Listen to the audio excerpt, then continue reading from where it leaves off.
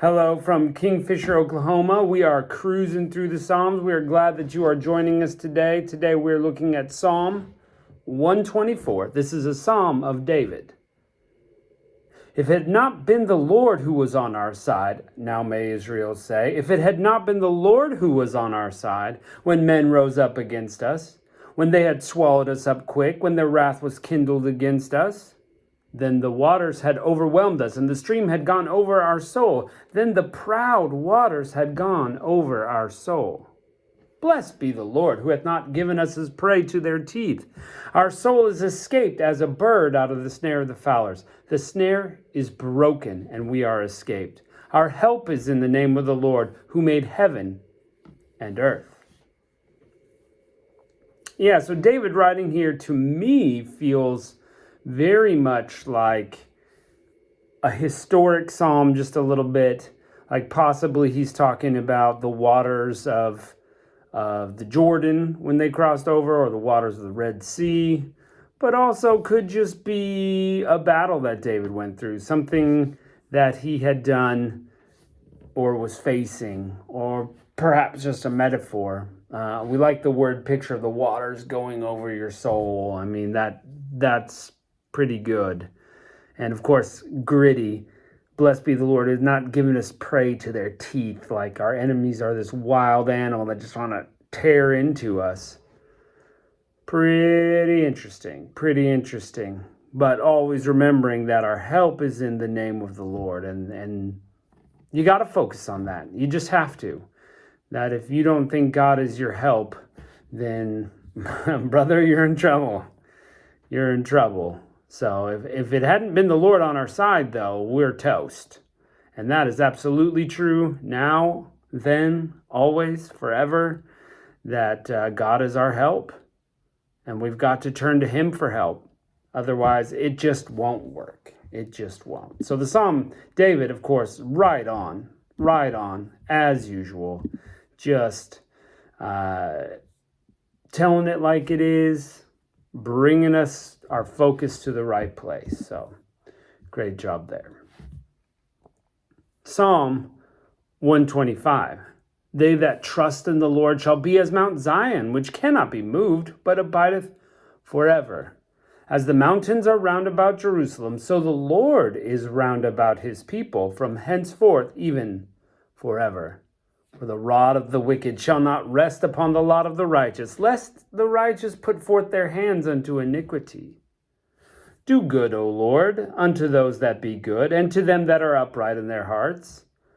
As for such that turn aside into their crooked ways, the Lord shall lead them forth with the workers of iniquity, but peace shall be upon Israel.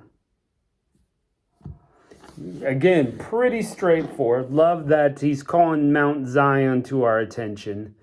And classic, very classic to see Mount Zion and it not being removed. You can't move a mountain, right? And it's going to always be there. In fact, that's where Jesus is going to reign from, right? At the very end. So it's not going to be moved until there is no more earth. And that 1,000-year reign all the way at the end of Revelation is what I'm referring to.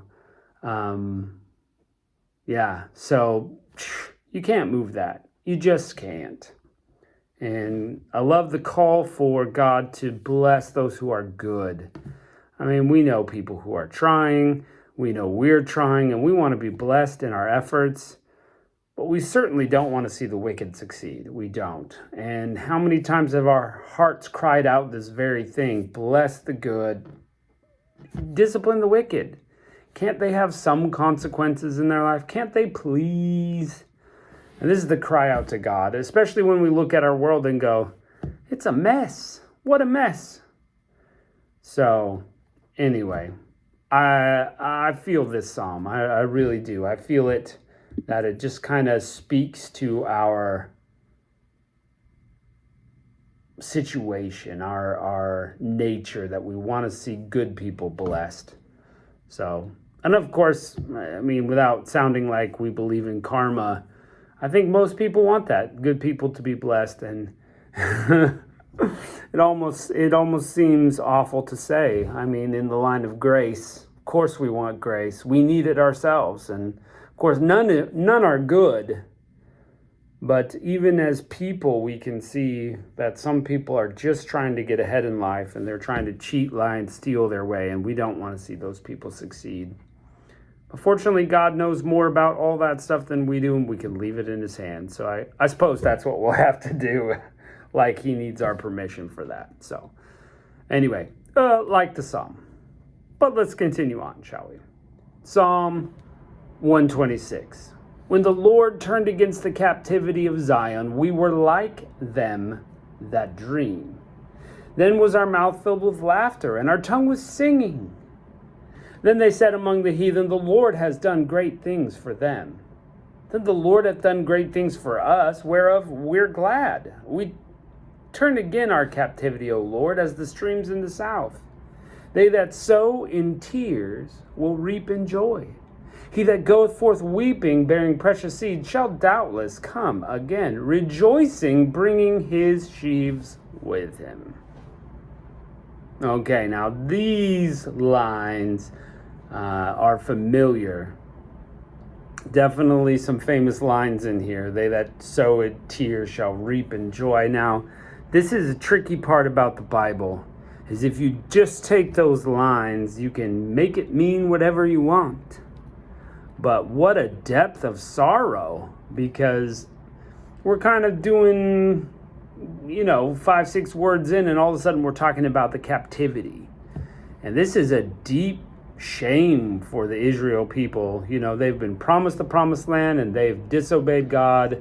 They thought, we'll live here forever, and they are crushed and carted off to captivity as punishment for their sins. Let's be straightforward on this, that when we turn our backs on God, punishment can happen. Consequences can happen. Even in America. Hello, America, are you awake out there? God could punish us for our sins just as easily. We could be carted off into some other nation because of our sins. We don't deserve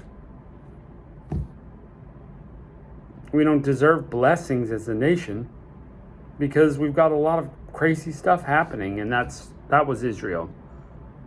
And so this psalmist is calling out for God to turn the captivity and bring them all back. So what it's saying is they sow in tears, they reap in joy. They've already put in the tears. They have the sorrow. It's awful. Please bring us back with joy. We've gone forth with weeping. Let us come again with rejoicing, and our tears will water the seeds that we have, and we'll have the growth of the wheat, and we'll bring those sheaves in with us. So this is a very deep picture of time in sorrow, watering with your tears, the time of growth, and then bringing the product in. So they know they're in for a long time in captivity, and they just want to see that someday, where's the hope that we'll come back and we'll be able to be joyous once again, like we were before. And you can feel that. It's sort of guttural. Sometimes we get in those places in life where we know where we've been, and we just want to get back to what was working before, and hopefully you can, friends. Well, you can at least get back with God on the right path, even if you can't quite get back to the best times of your life. But sow in tears, reap in joy. Some days sorrow is the feeling, and we got to run with it. Here we go. Psalm 127. Except the Lord build the house, they labor in vain that build it. Except the Lord keep the city, the watchman waketh, but in vain. It is vain for you to rise early, to sit up late, to eat the bread of sorrows, for he so giveth his beloved sleep. Lo, children are an heritage from the Lord, and the fruit of the womb is his reward. As arrows are in the hand of the mighty man, so children are of the youth. Happy is the man who hath his quiver full of them. They shall not be ashamed, but shall speak with the enemies in the gate. This is kind of an interesting one. It feels a little disjointed to me, like three thoughts, very different, vastly different thoughts.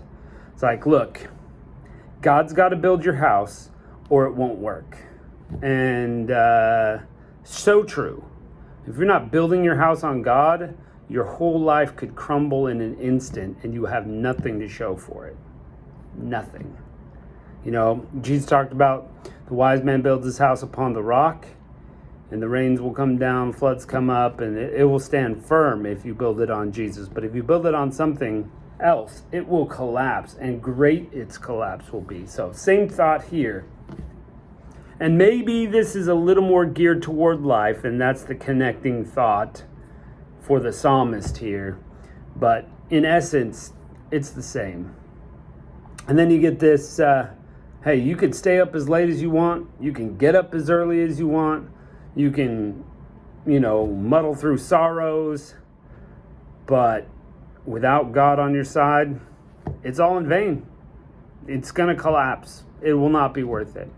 And last thought, I guess this is all kind of together, that children are a gift from God, and this family, this blessing of generations, a man who has his children around him will be blessed. And this is something that we don't really think about in America, is that this blessing of generations and his family. I was a hospice chaplain for a while, and there's a huge difference between someone dying alone and someone dying surrounded by family. What a sweet joy it is to have those who love you and care for you just there for you. Goodness, not to be morbid all of a sudden, but it's true. Don't you want people who love you, who you've cared for and now care for you, around you? Happy is that man. Happy is that man. Well, again, super classic lines there. Super classic lines. Psalm is great. You don't even know stuff is in there. That's in there.